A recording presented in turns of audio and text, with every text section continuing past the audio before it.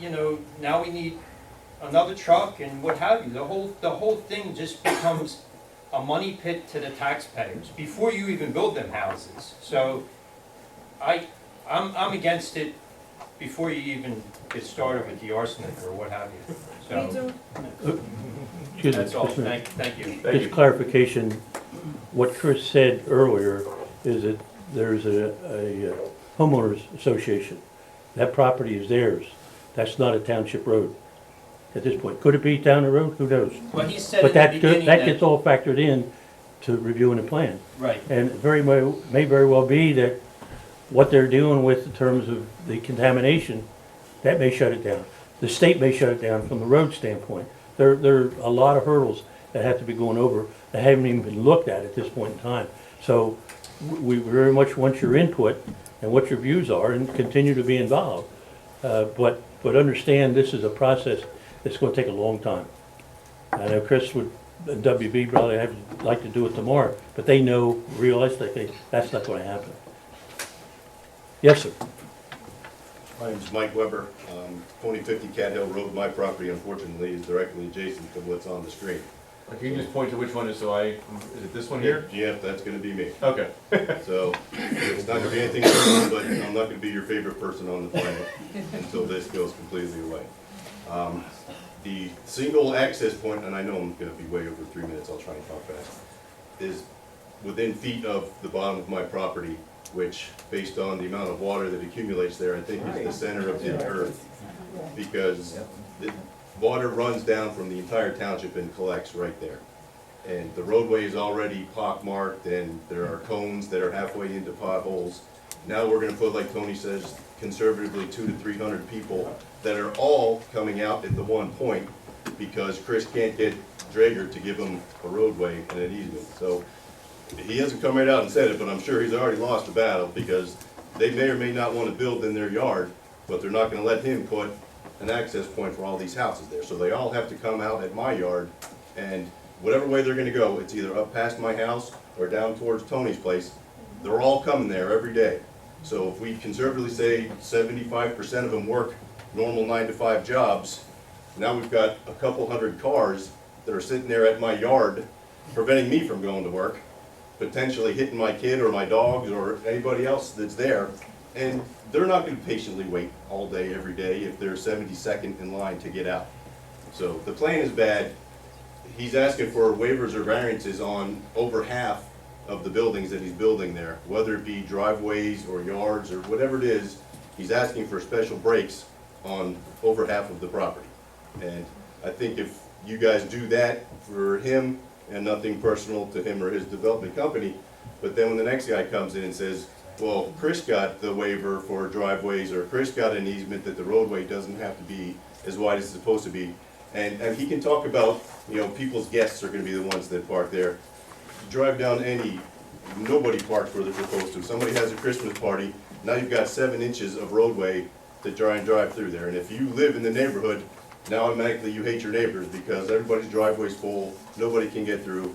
And that's all this is gonna be. With 100 homes in there, it doesn't matter if somebody has one car. There are gonna be congestion problems, and the unfortunate reality is they're all gonna come past my house at least twice a day.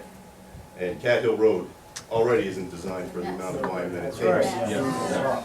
So, and the quality of the roadway, and it's a PennDOT road, so the township isn't gonna be able to offer anything about the quality of Cathill Road because they don't do anything with it. And to say that the township is gonna plow there, they're just gonna drive down a PennDOT road to get to theirs, so you know that that's not gonna be adequate performance either. So just based on my channel, now I have 2 or 3 more pages of stuff I can talk to, but I'm sure I'll be more. There'll be plenty more than meetings. just this meeting, but again, all of us are here with the same, this is a bad plan. To him, it's a good plan, I understand, I can respect that. But those of us that are here, and the environmental issues, that'll be another thing, because he's gonna put a sewer at the end of my yard. Yeah, I hope my wife doesn't meet you, that's all I'm gonna say. So let's hope it goes away before that. Okay, Mr. thank Barber, you, if I could sir. just comment, just to take the board off the hook. They are not the ones that would make the decision on the relief I requested tonight, just so you know the process. And I don't, and I apologize for that. And no, and that's why I just want to make sure that you're clear on that. I'm just here tonight for their feedback with regard to that, and then they will have the opportunity to decide what they do with that. So I've made an application to another body, which is the zoning hearing board, who was appointed by this group, but they handle any variances or special exceptions. I'm asking for a variance from the ordinance. The zoning hearing board would hear that on a technical basis, and then under the MPC, we have to make a case for that. Sure. And that is actually scheduled for April 6th at this point. Probably, if any of you live within 500 feet of the site, you'll get a notice in the mail, if you haven't already. And then just so you know, that will be April 6th, at least as of this time. Yeah, and if I could add to that, Greg, when we hired Greg, he was appointed zoning officer. He's a zoning officer. This board cannot judge him based on his interpretation of zoning. He has legal counsel that works on that and injuring people. And if for some reason the zoning hearing board makes a decision that the board doesn't agree with, then we have the right, the same as you all do, to go to court to make that change, because zoning hearing board is a judicial body, and they have to prove that they have an issue that would justify any changes that are a part of the ordinance. So the position that the township might make would be that we would communicate from the township to the zoning hearing board, which is an independent agency, what our views on it, or we could just wait until, see what the zoning hearing board decides based on what they hear, what they see, is there justification, can they prove a hardship, etc. And then from that point on, either the township or the general public can take it further in court of law to deal with the differences. So that's kind of the way it works. Ultimately, if that gets by, everybody's happy, the plan is supposedly done, then it'll go through our planning commission. They will make their recommendations, and then at that point in time, the board would make a decision relative to whatever had been put forth for this community. So that's the process to go through. So there's plenty of opportunity, plenty of time, and it's far from a done deal, I can assure you that. And there's no question that the township, and I believe my fellow board supervisors are concurrent with the concern about the quarry. That's been a concern for quite some time. And I know the police have on occasion had to be involved, and we can't afford to have, that's too much of a liability. And unfortunately, that has a big impact on what a developer like WB wants to do or can do. I mean, they can do it with the exception that they're talking about dimensions. They meet the ordinances that we've established. And we spent 5 years writing those ordinances.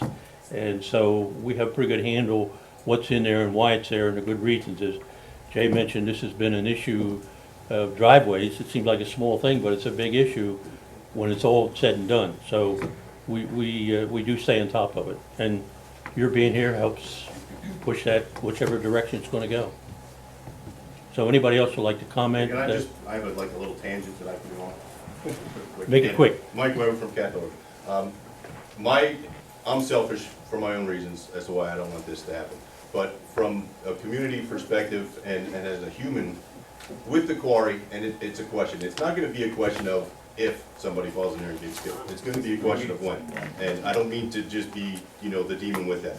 But my question for our solicitor, I guess, is where does the township fall in liabilities? Because we're a litigious society. The parents are gonna sue everybody here, so it's gonna be the board. Where do we fall, or what legitimate concerns should we have as township residents that the township gets sued for a wrongful death suit because we allowed him to put the houses within a stone's throw of that quarry? And again, you don't need to give me, letter of the law or whatnot, but. Yeah, I was gonna say, currently, the township doesn't own the property. You're talking about if the township were to, if the zoning hearing board were to approve the plan. It's just something that the township needs to consider when the plan goes before the zoning hearing board. As one of the supervisors mentioned, township has a right to intervene and send its solicitor on behalf of it to either oppose the decision or, to show support for the decision. Right. So that all gets taken into consideration. It, like the supervisor said, it's so preliminary at this point, it's hard to see all those variables. But it's one of the things that the township will consider as the plan evolves. Okay?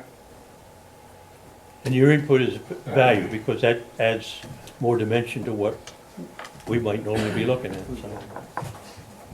Yes, Tony Cipriano, 922 Lonely Road. Some of the concerns I've had about this project have already been discussed. I originally was involved with the quarry when it came across the road to the other side of where it is now, when the other pit went closed. I've done studies on the East Branch Creek for I've done the baseline studies on the creek for ichthyology associates that were doing the water testing when Limerick was using the stream for moving water. One of the problems with the stream has always been sedimentation. I've talked to Mr. Lippincott, I think twice, about my concerns about the quarry, some of which have already been discussed. One of the concerns I still have about this project and any other project that would be going on is that in the quarry operation there were test wells. Those test wells may or may not be functional. I'm sure, since there's not been much done to stop, to be limiting in the safety situations, I'm sure those test wells have not been tested. You don't know what's on that property. There's been abandoned equipment there, leaking untold number of types of things that can come out of them, some of which are carcinogenic. No one has tested those wells. No, has anyone even bothered testing the water in the stream or in the quarry itself? So there's all kinds of environmental issues and safety issues. When you run a quarry, you have a berm, as you were talking about. That berm is supposed to be planted. That was never planted. There is no security and so forth and so on. And then you mentioned the fact that Drager may have plans at some time to develop a community similar to yours on whatever property you have maybe in the future. So now you're going to have two communities with a potential environmental hazard within short distances of each other. So there are plenty of concerns that the neighbors have brought up about all kinds of situations. The project itself may look good on paper, but it needs a lot of study, and I'm concerned about the environmental issues. I'm glad somebody is finally starting to look at the quarry, because we've been looking at it for 40-some years with no security around it, and I'm surprised nobody has died in it. For swimming purposes, suicide, whatever. And little kids, I don't know why they haven't strayed in there. So I think you got to do a lot of hard looking before you approve this project. well, I think most people in this room have some agreement with what you said, Tony. As far as the wells are concerned, I don't know that they've done any testing of those sample wells since they shut down the operation a number of years ago. So that's a question, and that's all part of, will be a part of the coming together of WP and the owner and Univest and maybe somebody from NM, I don't know. I don't know whether they still exist or not. So thanks for your input. Someone back there had their hand up. Yes, sir. James Ainge, 817 Lonely Road. Did you get that, Jim? Excuse me. No. Did you get that? Wait I'm a sorry, sir, I didn't get your last Look name. more clearly with your name, please. Huh? James? Names. James? Ainge, Ainge. H-A-N-G-E. Thank Okay. you. As a member of the covering fire company for the area here that is proposed, I have a problem with the single access. I mean, God forbid, and luckily over the last several years, we haven't had any major floods along the East Branch of Perkiomen, which flooded out the area in his neighborhood, which has closed the bridge down there, which I've seen. I've had to close the Cathill Road at the bridge, I've had to close it up at Cathill Road because of flooding. If that would happen, and you'd have an emergency in there, how would we get emergency equipment in there? How would we get, and another concern I have is, you mentioned parking on one side of the street. Is that to be enforced? I have seen some developments where one is over in Winding Way in Franklin Township. They park on both sides of the roads. You've got to get a fire truck down through there, and it's a tough situation. It's narrow. Those are my two main concerns, along with the security around the quarry, but that has been addressed. Thank you. Valid concerns. Anyone else? Yeah, I'm Bob Freese, I live on Hillcroft Way, which is directly at the bottom on the other side. Okay. Okay, the other couple homeowners, some are here, some unfortunately couldn't be here because his mother passed away, but in any event. What type of, I don't know, buffer are you gonna do between the end of those single homes and our properties? We are. What's gonna stop, the reason we live here, the reason we live in West Rockhill, I'm fairly new considering most of these people have only been here about 20 years. It's country. It's away from the congestion.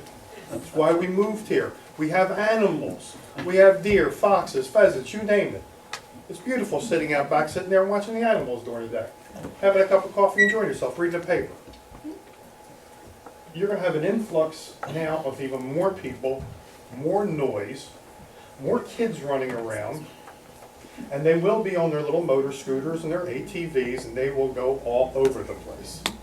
Because see, I dealt with this, unfortunately, with you with Wellington Way, which was told to me, oh, we're taking care of all the water problems, there won't be any runoff problems, and that turned out to be false. Because I now have a pump in my barn because of the water problem. It was not resolved. And I've got a feeling the same thing's gonna happen here. Now, the other concern I have is you were talking about putting a pump down by the entrance for your sewage. Did you ever drive by Cathill Road after a nice rainstorm? You might as well bring your swimming trunks because you can swim in the street. Right. How are we gonna protect a pumping station Well, when it floods? The design elevation of that gets accounted for when you design. I mean, I sit down by the entrance, it may very well be back partially up the hill. That was just a general location. Sewer flows downhill and we want to pump it back up the hill. Where it exactly falls will Okay, be taken into consideration. I really suggest a lot of people drive there after a major storm and just sit there for a while and watch what happens. And the other neighbor is correct. That road is a nightmare. Yes. Besides dodging the potholes, you've got 10,000 cars going in every different direction, and no, they do not go slow at all, because they want to make it quick. And it's the curve, right? And besides that, you've got now County Line Road, which is not big enough to handle this kind of traffic. It's narrow as it is, and it's a state road. So you're limited to what you can do, but it cannot handle all these cars that we keep on putting onto it. Now, this development after development may look good for property taxes or school taxes or whatever, for more income, and I understand that. And I understand your business to build and make as much money as you can for that particular area. But at some point, we've got to cut back. We've got to say enough is enough. No, these are the ordinances, here's what we need. Let's make it bigger, give people a little bit more room to spread out, and don't confine them. Now, I have children, I would not want them playing anywhere near a power line, let alone cutting through my whole development. And my son is also involved with a fire company, not have a particular Telford. And he looks at these things and he laughs. We went through a couple developments of different builders, not just you. And he laughs at it. He said, that's why we got big bumpers. He said, I'm just gonna push them out of the way. But that's a hell of an attitude that a volunteer has to have, because a development was not built to accommodate this. Because people are not gonna park the way they are designed for. Just like you said, there's gonna be everything in front of a garage. Bikes are half of it. There's gonna be doll houses and every other damn thing there. And it's not the particular homeowner who may have that big vehicle with the trailer hitch. It may be his mother and father coming in from a different state. You need that extra room. So spread it out. Make it, if you're gonna have to do this, then do it in a way that you're not putting so much in such a little area. That's the only thing I have to say. Okay, thank you very much for your input. Yes, sir. Ed Cardell, 255 County Line Road. My property also borders this, I'm down in the left-hand corner. Down in this area here, or? Yes, Okay. right there is the two houses. Got it. So, my challenge, I guess, for the board of supervisors is, if I understand this correctly, there's not a whole lot to be done tonight with the exception of hearing people's concerns and discontent with this development. tonight's engagement is about hearing the waivers that Chris is asking for and reacting to those waivers. Do I have this right? Variance. The variance. Variances. Variances, waivers, Yeah. the variance. And the way I understand it, development is an economic decision. And Univest did not ask for these properties, they got them by default. And they have to do something with them because they have money tied up in them, so they have to sell them.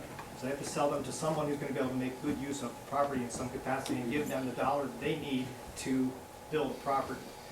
The formula is, if WB Homes wants to put in this many homes, it's because they need to put in that many homes in order to get the price, to make the price that Univest is charging for the property to pay off and for Chris to be profitable. So it's either, you know, we have to put in less. If this is the alternative, we have to put in less, and the only action steps that you have at this point, if I understand it right, is to be good governors and stick to the guidelines that the township has, and not pass any waivers, not make it easier. We have ordinances that, as I said, we developed over a 5-year period, and they're updated frequently when need to be, and those are the criteria, those are the laws that they gotta develop a property by. And for a point of interest, the community, West Rockhill or any township, has to provide housing, all types of housing for all types of people. So we can't necessarily just say it's gotta be, you're not gonna have any of those kind of thing. You have to provide for it within your property. So we have, in the process of developing that structure, we have provided for the suburban residential, which is a higher density, south of the creek. North of the creek, we have considerable open space, and then we have from Ridge Road north, and obviously there are a lot of limitations of what can be done there. And so there is a plan that's in place, but you can't necessarily preclude, just because somebody doesn't like a twin, you're not allowed to put that there. You gotta be able to provide But the for variances it. that Chris is asking for are all predicated on putting the maximum number of properties, of properties on this lot. Well, yeah, there's a certain density that's defined. I think I recall Chris saying that the density is probably 30 to 40 units less than they actually could put on He's there. asking for Is that- he's asking for reduced setback, reduced lot size, and reduced variances on the types of houses that can be put on there. Those are all, if, I'm not a rocket scientist, but if I go do the math, that's all about putting more houses on a plot. Is it not? Well, In all honesty, the requests we're asking for are to make the site, in our opinion, work better because of the restrictions we have with steep slopes, woodlands. If you were to, for instance, if all these twins, instead of being 25 feet off the right-of-way, had to be 40 feet off the right-of-way, the only effect of that, I wouldn't lose any of them, but all of them move 15 feet further back, which causes us to encroach further onto the slopes and onto the woodlands. In our opinion, it doesn't make sense. Townhomes, same thing. I have enough space on this plan that if I have to increase all of the interior units to 24 feet wide, I can make that fit on here. It doesn't make sense for what we think the best way is to develop the site. So in fairness, if we were gonna maximize density, we would have gone with there are other housing types within the ordinance besides these we could have done, which would have gotten us closer to the 137. So I appreciate your comment, and you're 100% right on all the economics you got to, up until the point of the variances we're asking for are really technical variances for ways that we think will improve the plan and reduce impervious surface. And that does have a dollar value to us. Don't get me wrong. We're not here to do this for practice. We do try to do this as economically as possible, but stormwater is also a major issue. And the more impervious we have to put on here because of ordinance regulations we don't think are necessary, doesn't make sense to us, and that's what we've tried to bring to light with the requests we've had. Thank you. I want to go on record as being, agreeing with all the other comments you made earlier this evening, not to be repetitive. Thank you. okay. Anyone else? Thank you, Ed. Yes, sir. Second round. Ed Toth, Oh, Eddie, go ahead. Simmons Road. This has nothing to do with, but like, if anybody goes over Fountainville and runs through that disaster over there, everybody has to come out on 313, you know what I mean? Mm-hmm. I mean, that's a pretty tight deal over there. So many people, it's like Brooklyn. So, is it a federal law that we can't say no to townhomes? You just said that, I wasn't listening. Yeah, you have to, the law says you have to provide all types of facilities. But is that a law because it's a law It's a law. in this free country, or is that a law because the government gives the township money and that's what you gotta do to. Only I wish. Government doesn't give us any money. You know, as they say, the government money stops unless you do this and this and this and this, you know, it happens a lot, right? No, it gets into economics of, Yeah. if you say no townhouses, then it becomes an economic situation. First of all, you can't do that. Law says you can't do that. You can have all types of housing, all types of businesses have to be provided for. So we've been very careful in our zoning, on our ordinances, as to what we put where and what we can get away with, so to speak. Okay, And I so, understand. it's a law. We can't get around that. You And, can never make it work with 30 singles in there. Not in the current economic situation we have now. I understand the nature of your question. Okay. yeah, the terrain has played a role in that too. Yes, sir. Yeah, my name's Paul Weidman, 3000 Clymer Avenue, right up the road from here. My question is for the board, and all the comments that have been made tonight, I'm in agreement with. Also, is someone taking notes on all these requests that we have that are being put into? Every Miss Judy. single complaint, concern, we need that on record. you know? That's why we have Okay. minutes. I don't think it just, you're good. I don't see- However, one thing you should know is that residents' comments, we summarized your comment. So if someone says, I agree with everyone else, it's just like objects to the development, agrees with everyone else, objects, I'm not gonna have, we don't 40 have 6 pages. pages of public comment. Well, that would be probably just a fraction of the comments that would come forth out of this community.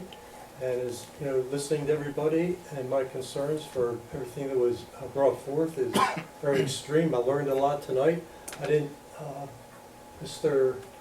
Rambo, you said about 26 page, 23 page. I've done, there were 28 items on Steve Ballast's report, cursory review Right. of why this is, or what issues he has as our township engineer. Okay, very 28 concerning. issues, cursory. We're all concerned. We just want to be heard. We thank you for, you know, listening to us. And, you know, to me, there's just so many different things, but I think the quarry, before you can even go forward, I am reiterating, but that has to be taken care of before anything else is really considered.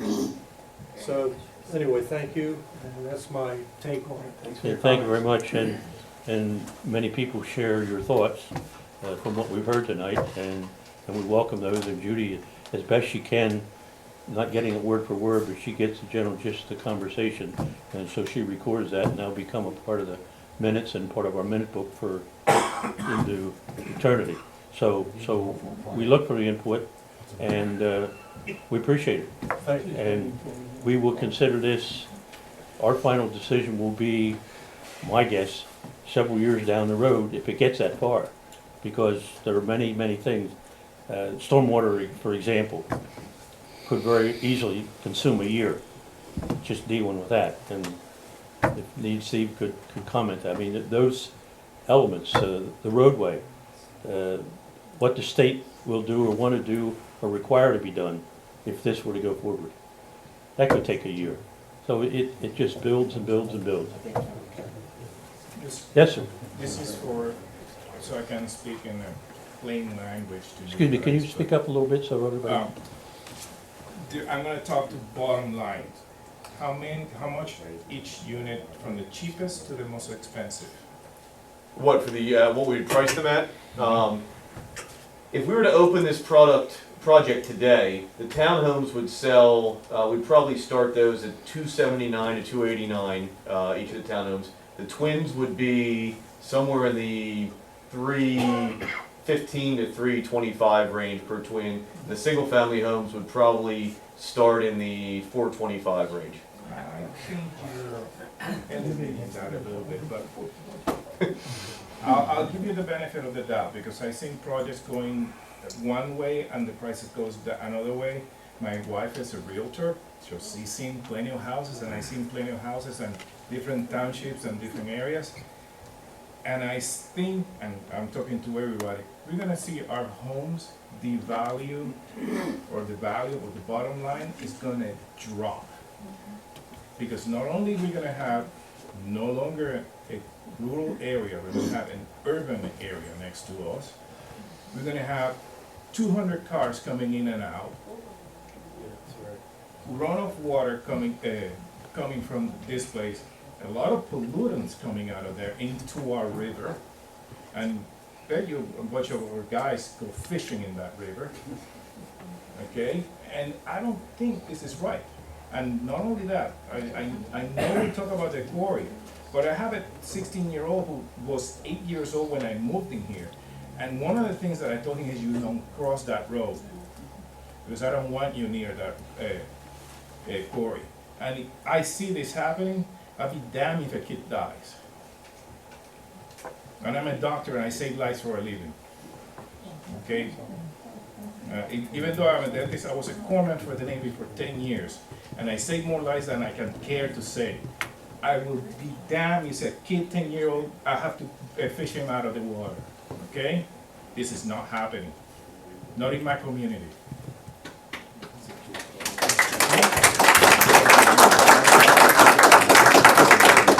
Thank you. Someone back here has their hand up. My name is Frank Shimondera, 1030 Allentown Road, and I'm also a member of the Planning Commission. I really appreciate all the people coming out today, but it's the old story of it's happening in my backyard. West Rockhill Township is a heck of a lot bigger than the area that you people live in. We have a Planning Commission meeting the second Tuesday of every month. 5 planning commissioners sit up there. The gentleman over there and his wife sit there, and whoever has anything to do with the planning, a builder or a contractor. I would appreciate not seeing you all at one time unless you want to come, but take the time and see what the planning commission does and what's presented to us and how we act. You know, I go home and sometimes I think one of the fellows said, you don't want to meet my wife? You don't want to meet mine because I go home and say, we do this. What'd you do that for? So, but seriously, I appreciate hearing all your comments, and they are well taken. Chris is also on a planning commission. A couple of the fellows aren't here tonight, but usually the 5 planning commission members come to the supervisors meeting. And we want input from the residents. We're sitting up there and we got to follow the laws. And you know, I know people don't like what happens. So if you can take some time out, you know, spend a half hour, hear us go over one item. Sometimes we're here and out by 8:30, sometimes we're here at 9:30 to 10. One of the other projects that's going to be coming up in this community that's going to affect everybody is Almont Village. So just keep that in mind. I agree with a lot of people. I moved out of Philadelphia 40 years ago because I love country living. And I argue when we got to put streetlights in. I like the darkness. The gentleman said he likes looking at the deer. I sit on my property, which is 5 acres over on Allentown Road, and I've counted 23 deer at one time. Almost was late for 10 o'clock mass because I loved watching what I saw. And the other animals that I've been late many times. go on a property. So I thank you for your input, but seriously, if you can ever take any time out, it's the second Tuesday, and you learn a lot. I think the gentleman over there can back me up. He sits here with his wife and he doesn't leave until our meetings are over. And he has had tremendous input as a resident with our meetings. I thank you. Thank you, Frank. Yes, sir. My name is Kevin Perrine. I'm 115 West Branch Road. I don't know if you can answer my question or not, Chris, but what is the financial I'm going to use the word angle for the company that you're involved with that wants to buy, wants to buy the quarry? You mentioned another company's name.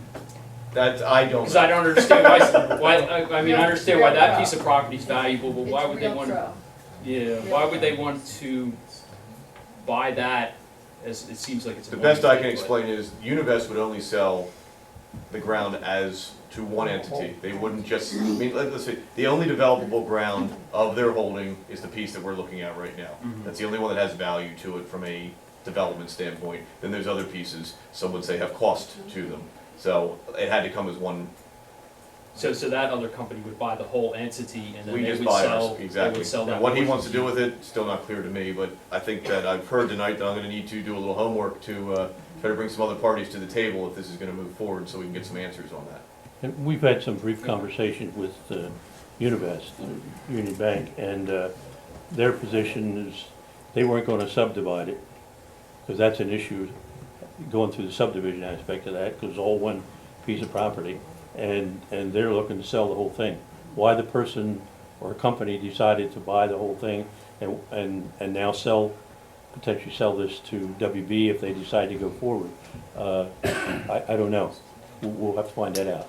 We're going to have meetings with Univest, we're gonna hopefully bring all the parties involved together, and it's just gonna roll and see what happens. Yes, sir, I in the back. have a question just for Chris. It's two properties though, is it not? Actually, and I don't mean to correct the chairman, but I may have to correct the chairman on one small item. It's actually, we're buying two parcels. Right. There is a total of 6 parcels that are owned by Univest that were previously owned by M&M Stone. So there are separate parcels, but I think exactly what you said is the intent. Univest will not sell just these two parcels all or because none. they want it all off their books. Right. And the only way we're gonna do that is to sell it to one person. And you're developing two. We're developing And the two smaller tax one parcels. with the open space. Yeah, it's just a smaller, just the way the property laid out, there's a sort of My a, question is, what's the ballpark of the sizes? Because Oh. I'm particularly concerned about the one directly next to my property. this is approximately 40 acres and there's about 5 acres here. So the 40 acres is the one that's adjacent to your property. The other piece is sort of this rectangular piece Well, that's that's in the my back. property. That's where. Oh, I thought you were the one on the front down Yeah, here. but I go all the way to the bottom Okay, end. that's approximately 5 So acres. that'll be between me and then Hillcrest. Correct. At the back end. Yeah, yeah. And then there's the other parcels, there's 2 that make up the actual quarry property, and then there's 1 or 2 along the creek that actually have the creek in it, and then 12 acres that sort of run along the creek there. Anybody else, any more questions, comments? Yes, ma'am. Can I just, a gentleman asked about the minutes. I'm sorry. Oh, Linda Rambo. Thank you. A gentleman asked about the minutes and explained, I think they take a month to be approved, and so we won't see them for another month, right? Or am I wrong? But then there's a planning or a zoning hearing in how April many 6th. weeks? April So we 6th. will not be able to see the minutes before this next meeting? Or, That's correct. Correct. Yeah, the minutes are That's approved correct. at the following meeting. okay, so they're. By process and procedure, that's the way it Okay, goes. so that would be a month, but in the meantime, it'll be at the zoning. They go to Move zoning, forward to the and the zoning. zoning hearing board has 45 days from the time they hear till they make a decision. And where do you see those minutes? Where do you Are see they them? posted on the website? When they're approved. Last month's minutes were approved tonight, so they'll be available on the website. Okay, all right. Or you can come here and get copies of them at a nominal fee. But after the next meeting? And the April 6th meeting is a public meeting, just like this meeting, so every single person here would be welcome to attend that meeting also. And more if we can find more chairs. Better air conditioning. Someone here had a question. Yeah, why don't we have the air on? What's going on in here? David, you got that? It says That was just my wolf voice doing it to me. It's probably set on heat. You gotta hit it to cool. It's terrible. Make sure you see. Yes, ma'am. Sandra Weidman, 3000 Clymer Road. So you get that, Judy? Okay, go ahead. Sorry. Sandra Weidman, 3000 Clymer Avenue. Everybody's expressed their concerns. One of the concerns I have is coming out of Cathill to County Line Road. I'm not sure if you've driven that road very often. Yes. But there's elbows right onto Forest, and already without any traffic, it's very dangerous there to make that left and then make that right, and the berm coming up from State Road is people come flying down both directions, and to even have, I can't even imagine adding 10 cars to that intersection at any given time versus 200 cars. And so that's really a concern for even if there was a light there, that would just be horrific. And how would you manage that bend there that is constantly used and very dangerous every time? Because I am familiar that I live in Harleysville, and when I've had meetings up in Sellersville, I'm one of the cut-through people on Cathill and come up that way. See a black truck, throw tax out in front of it, whichever you'd like. One of the things we had mentioned, if this moves beyond this level, okay, and, you know, obviously you've raised a lot of concerns tonight. You had asked about how this gets recorded. There are detailed minutes. I've taken my notes of what I think are the very pertinent development issues that are for our company to have to address. We will have to do a traffic impact study. That's required because we are going to be accessing state roads. PennDOT requires a highway occupancy permit, and with that, they require you to evaluate both the condition of the road, the condition of the travel, and you then have to identify how far afield from your development access do you analyze. And typically, it's the intersections that are most impacted by your development. So the intersection you mentioned would be one that would have to be evaluated. We hire a professional traffic engineer. We end up generating reports that's probably an inch and a half thick that goes through traffic counts, goes through turning movements, goes through things. And then there are recommendations made of if the traffic from this development degrades the workability of intersections, there are then mitigation methods that we would have to implement based on what is seen by that traffic study. So that is an issue we will have to address, and it's professionally studied. It's not just, oh, we think we can do this. There are specific standards we have to meet for that. And someone else here had their hand up. Any more questions? Any more comments? I have one Yes, question. Mr. Rim. Grimm, Bean and Thatcher is our law firm for this township. That's correct. Okay. What law firm represents Univest? I don't know right now. Yeah, I couldn't tell you that right now. Not you. I mean, I can find out. Your firm, sir. What's that? Your firm does. I don't think so. Grim Bean and Thatcher. Grimm, Bean and Thatcher. Univest is the lawyer. No, not to my knowledge. I mean, I would have to check with somebody in my office, You but should check. You should check. That's a conflict of interest, sir. it's not We'll, necessarily a conflict of interest if that was the case. But I would have to check with our law office. we'll provide a response in the minutes for what the answer to that is. Someone else has a question. No, everybody's done. Everybody done? I just want to say one thing. I just Oh. have one thing. I'll be quick. Have you been in contact with PP&L? Yes. And they have knowledge of what your plans are? Yeah, we've developed other developments with PP&L rights of way through them in this township even, and we're aware of the restrictions and the requirements that you have for that. Typically, you can build roads and sidewalk underneath them, but you can't put structures underneath them. There are certain limitations, and we're aware of those. And are they familiar with the fact that there will be no isolation from the community with that fencing that would prevent anybody from going in under those from the development? I mean, someone brought out ATVs and so forth from that community, seeing that power line there and some of the surrounding area. I can almost guarantee that there's going to be people coming out of that community riding ATVs on that power line. Just a thought, because I've seen it happen on property that I'm partial owner in. I know that happens. Some of the activities covered by our ordinances. Yes, sir, sure. Jerry Gretzi, Telford Fire Company. I just have a couple of points, Chris. Can you speak up a little bit, Jim please? pointed out, we have the flooding issue, but Right. the townhouses that you're building, they go up. Correct. We have, in order to fight a fire in them, it requires an aerial piece. And the aerial piece has outriggers. So if you have parking on that street, we're gonna either be crushing a car, or we're gonna be, Well, your outriggers typically go out 20 feet, right? Isn't that your span usually? it depends on the truck. Okay. Certain trucks have larger ones than others. My understanding, typically we've done this 20-foot is the planning aspect we do for outriggers when it comes down to it. And you typically, at a minimum 28-foot wide road, if there is a parking on one side of the street, that would still leave you the space for the outrigger on there. And then if you restricted parking, because where the townhomes and twins are, we would restrict parking because there's too many curb cuts. So that's a 32-foot wide road, so there should be sufficient space for that. And I think you also know, at least for the townhomes, we'll also have sprinklers in those. Yeah, are they through the roof to the firewalls? No, the shaft wall goes, per the code, they go to the ridge line with the roofing material meets the 2-hour fire separation then on top of that. Okay. The other thing is. That's a shaft wall design. Okay. Yeah. You said you were bringing water. Correct. Okay, that would be one water source? Two. Telford would, Mark. Telford would require us to bring it all the way up to county line also. So we would have it come from county line down Cathill to our site and then back out to quarry. So there'd be two sources, two interconnection points.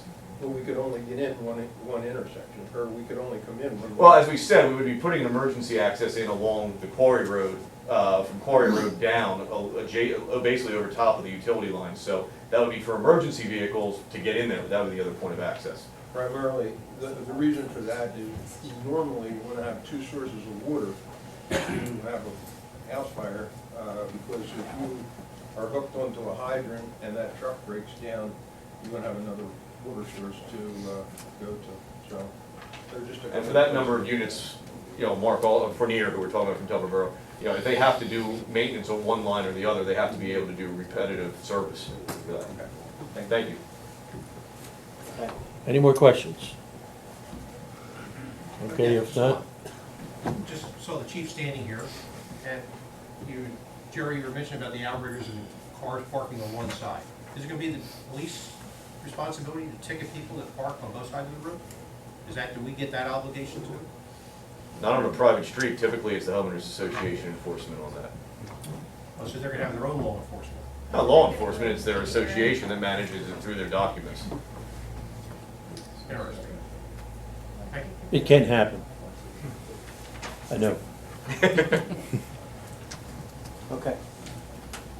Okay, we appreciate your input, and let me say, we're excited about you guys all came out, and we heard what you have to say, and we'd love to see more of you here more often to get a further understanding of what we're trying to do here for you on your behalf in West Rockhill Township. So thank you all for coming out. Thank you. Thank you for your comments. Thank you. Now, we're going to proceed with the rest of